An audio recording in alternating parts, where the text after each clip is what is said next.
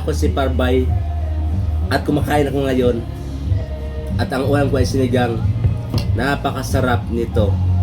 At kung nagustuhan mo to, at kung gusto mo itanong kung anong mga sanggap nito, nilagyan ko sila ng sinigang sampalok at may kangkong, habang sili, at may gabi, talong, okra, at loya. Siyempre, hindi na mawawalang paminta. Napakasarap guys, promise. At kung nagustuhan mo to ang aking ulam, na napakasarap, ito yung buto-buto guys no ng pork. Ang sarap niya, promise.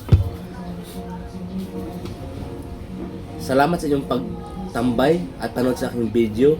Ako muli ang inyong Parbay. Huwag kalimutan mag-follow sa aking feeds.